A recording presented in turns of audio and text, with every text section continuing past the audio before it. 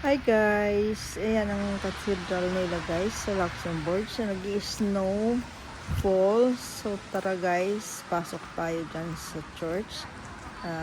First time po dito guys, pumasok at pumunta dyan dahil first time po din sa Luxembourg. So we'll see inside sa cathedral guys. Actually guys, super bigat yung pinto na yan. Diyos ko. So, ito yung loob guys. Ito yung entrance. So, ayan po yung sentro nila sa loob. Ayan, yung may nakalagay dyan. Actually, ewan ko kasi hindi ko na yan binabasa dahil ay hindi ako matyaga. Pagod na ako magbasa dahil actually may friends din dyan kasi hindi ko maintindihan. Chararat, bla bla bla. So, ayan yung mga mapa dyan, guys. So, tinitingnan ko lang dyan. Kaya hindi ko na pinofocus kasi hindi ko siya binabasa. Dahil tamad na ako, guys, magbasa. So, tara, guys. Pasok pa dyan sa loob. Punta natin yung pinto na dyan. Tapos, medyo tahimik. May mga kasama. May mga kasama din dyan ako dyan, mga turista.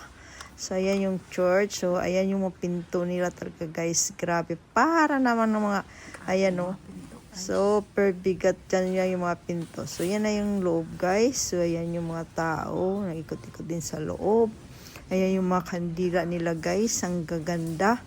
Ang bango ng kandila na yan, guys. Ayan. Di ko alam kung benta or pwede ka bumili dyan. Pwede yan iuwi sa Pilipinas. Maganda siyang, kandila at mabango. So, yan dyan guys. Yan, magbili ka dyan. Maglagay ka ng coins. Magsindi ka dyan. Mag-pray ka, mag-wish ka, maghingi ka ng tawad, whatever, etc. Bla bla bla. So, ayan guys. Ang ganda ng kandila nila dyan. Actually, mabango talaga siya. So, ayan yung decor nila when last Christmas. Hindi pa nila tinanggal. So, cute siya guys. Ang ganda. Tapos, simple lang siya. Yan. Ikot-ikot ko yan dyan, guys. So, ayan. Umikot-ikot ako dyan sa loob ng cathedral ng church nila doon sa Luxembourg.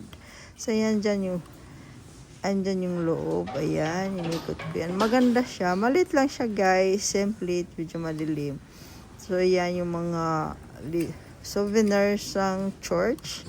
If you want to buy, pwede ka dyan bumili. So, ayan na yung loob. So, yung yan, dyan pag nagmimisa, ayan dyan yung maupuan nila. Simple lang, ganyan talaga maupuan ng church. Like in Verdun also, ganyan din yung upuan. So, ayan, inikot ko yung cellphone ko dyan na mumuharahin, guys. So, ang ganda ng design. Mostly kasi talaga, guys, mga ganyan lang ang nila, yung mga church nila sa mga European. Ang gaganda, parang halong may gold.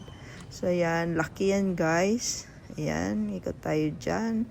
Ayan, may turista dyan. Marami din kumukuha. Marami din nag-ikot-ikot, nagtingin. Kasi nga yung sentro nila yan sa cathedral sa Luxembourg. So, ayan. Ikot ako dyan. May mga Pilipina ko dyan nakikita. Yung kung ano yan sa gitna na yan. Parang gold. So, may mga Pilipina dyan. Ayan, mga Pilipina yan sa unahan. So, mahirap naman tayo magsikabayan, nakakaya baka hindi tayo papansinin. So, naglakad ako dyan hanggang dulo. Ganda ng church talaga nila, guys. So, yan, inikot ko lahat ng camera dyan, ng cellphone ko yan, inikot ko dyan, ikot lang yan dyan. So, yan guys. Alagay tayo dun sa dulo. Punta tayo sa dulo dyan, guys. Yan, ang ganda.